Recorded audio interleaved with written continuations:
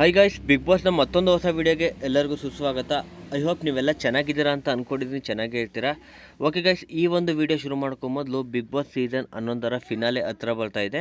ಈ ಒಂದು ಫಿನಾಲೆಯಲ್ಲಿ ಯಾರು ಗೆಲ್ಲಬೇಕು ಅಂತ ಅನಿಸುತ್ತೆ ಅವ್ರ ಹೆಸರು ಕಮೆಂಟ್ ಮಾಡಿ, ನೋಡೋಣ ಯಾರ ಹೆಸರು ಜಾಸ್ತಿ ಬರುತ್ತೆ ಅಂತ. ಓಕೆ ಗಾಯ್ಸ್, ಡೈರೆಕ್ಟು ಈ ಒಂದು ಟಾಪಿಕ್ನ ಶುರು ಮಾಡೋದಾದರೆ, ನಿನ್ನೆ ಒಂದು ಎಪಿಸೋಡ್ನಲ್ಲಿ ಧನ್ರಾಜ್ ಅವರ ಫ್ಯಾಮಿಲಿ ಆಗಿರ್ಬೋದು, ಹೆಂಡತಿ ಆಗಿರ್ಬೋದು, ಎಲ್ಲರೂ ಕೂಡ ಅವರ ಒಂದು ಕೂಡು ಕುಟುಂಬನೇ ಬಂದಿತ್ತು ಅಂತಲೇ ಹೇಳ್ಬೋದು. ಇದಾದ ನಂತರ ಅವರ ಮಿಸ್ಸಸ್ ಎಲ್ಲರೂ ಕೂಡ ತುಂಬಾ ಎಂಜಾಯ್ ಮಾಡ್ತಾರೆ. ಇದಾದ ನಂತರ ಮತ್ತು ಚೈತರ್ ಅವರ ಫ್ಯಾಮಿಲಿನೂ ಕೂಡ ಬರ್ತಾರೆ. ಸೊ ಅವರ ಒಂದು ಫ್ಯಾಮಿಲಿನೂ ಕೂಡ ಬಂದು ಮನೆಯಲ್ಲಿ ಇನ್ನೂ ಕೂಡ ಇದ್ದಾರೆ ಅಂತಲೇ ಹೇಳ್ಬೋದು. ನಂತರ ಹನುಮಂತೂರವರ ಫ್ಯಾಮಿಲಿ ಬಂದಿರೋದಿಲ್ಲ, ಅವರ ಫ್ಯಾಮಿಲಿನೂ ಕೂಡ ಬಂದಿದ್ದಾರೆ. ತುಂಬಾ ಖುಷಿ ಪಟ್ಟಿದ್ದಾರೆ ಹನುಮಂತೂರವರು ಕೂಡ ಅಂತಲೇ ಹೇಳ್ಬೋದು. ಇದೆಲ್ಲ ನೋಡಿದ್ರೆ ನಮ್ಮ ಒಂದು ಸಂಪ್ರದಾಯ, ನಮ್ಮ ಒಂದು ಏನು ಆಚಾರ ವಿಚಾರ ಇರುತ್ತೆ ಅದನ್ನ ಎಲ್ಲೂ ಕೂಡ ಬಿಟ್ಕೊಡ್ಬಾರ್ದು ಅಂತ ಹನುಮಂತೂರವರ ತಂದೆ ತಾಯಿ ತೋರಿಸ್ಕೊಟ್ಟಿದ್ದಾರೆ.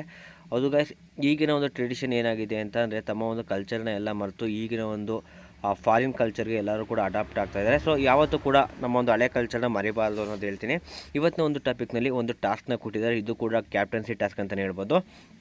ಯಾರು ಅತಿ ಹೆಚ್ಚು ಲಿಪ್ಸ್ಟಿಕ್ಕಿಂದ ಅವರ ತುಟಿಯಿಂದ ಮುತ್ತನ್ನ ಬೋರ್ಡ್ಗೆ ಕೊಡ್ತಾರೆ, ಅವರು ಈ ಒಂದು ಕ್ಯಾಪ್ಟನ್ಸಿ ಓಟಕ್ಕೆ ಆಯ್ಕೆ ಆಗ್ತಾರೆ ಅಂತ ಹೇಳಿದ್ದಾರೆ. ಅದೇ ರೀತಿ ಹನುಮಂತು, ಧನರಾಜ್, ಚೈತ್ರ ಎಲ್ಲರೂ ಕೂಡ ಆ ಒಂದು ಕಿಸ್ನ ಮಾಡ್ತಾ ಇದ್ದಾರೆ ಬೋರ್ಡ್ಗೆ.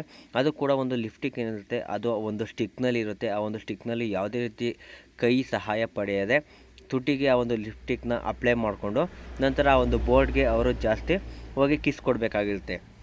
ಈ ರೀತಿ ಮಾಡ್ತಾ ಇರಬೇಕಿದ್ರೆ ಹನುಮಂತನ ನೋಡಿ ಅವರ ತಂದೆ ತಾಯಿ ತುಂಬಾ ಎಂಜಾಯ್ ಮಾಡ್ತಾಯಿದ್ದಾರೆ, ನಗ್ತಾ ಇದ್ದಾರೆ. ರಜತ್ ಅಲ್ಲಿ ಕೂತ್ಕೊಂಡು ಅವ್ರಿಗೆ ಕೌಂಟ್ರ್ ಕೊಡ್ತಾಯಿದ್ದಾರೆ. ಅಮ್ಮ, ಹನುಮಂತು ಈ ರೀತಿ ಮುತ್ಕೊಡ್ತಾಳೆ, ನಿಮಗೆ ಏನು ಅನ್ನಿಸ್ತಿಲ್ವಾ ಅಂತೆಲ್ಲ ಹೇಳ್ತಾಯಿದ್ದಾರೆ. ಇಲ್ಲ ಅಂತ ಹೇಳ್ತಾಯಿದ್ದಾರೆ.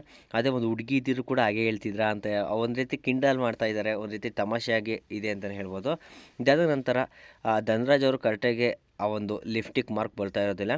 ಎಲ್ಲರೂ ಹೇಳ್ತಾ ಇರ್ತಾರೆ ಕರೆಕ್ಟಾಗಿ ಬರ್ತಿಲ್ಲ ಅಂತ. 3 ತಿಂಗಳಾಯ್ತಲ್ಲ, ಪ್ರಾಕ್ಟೀಸ್ ತಪ್ಪೋಗಿದೆ ಅಂತ ಅವರು ಕೂಡ ಕಾಮಿಡಿಯಾಗೆ ತಗೋತಾ ಇದ್ದಾರೆ. ಎಲ್ಲರೂ ಕೂಡ ಅವ್ರನ್ನ ತುಂಬಾ ರೇಗಿಸ್ತಾ ಇರ್ತಾರೆ. ಈ ಟೈಮ್ನಲ್ಲಿ ಅವರು, ನನಗೀಗ ಫ್ರಸ್ಟ್ರೇಷನ್ ಆಗ್ತಾಯಿದೆ, ನಾನೀಗ ಕಿಸ್ ಕೊಡಬೇಕು ಅಂತ ಚೈತರ್ ಅವ್ರಿಗೆ, ರೆಡಿ ಇದ್ದೀರಾ ನಾನು ಕಿಸ್ ಕೊಡಲಾ ಅಂತ ಕೇಳ್ತಾರೆ. ಚೈತರ್ ಅವರು ನಾಚ್ಕೊಂಡು ಸೈಡ್ಗೆ ಹೋಗ್ತಾರೆ ಅಂತಲೇ ಹೇಳ್ಬೋದು.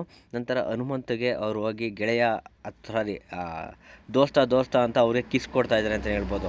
ಈ ರೀತಿಯಾಗಿ ಒಂದು ಎಪಿಸೋಡ್ ತುಂಬಾ ಚೆನ್ನಾಗಿದೆ. ಯಾರೂ ಕೂಡ ಮಿಸ್ ಮಾಡ್ಕೊಳ್ದಲೆ ಈ ಒಂದು ಎಪಿಸೋಡನ್ನು ನೋಡಿ ಗೈಸ್. ಓಕೆ ಫ್ರೆಂಡ್ಸ್, ಬಾಯ್.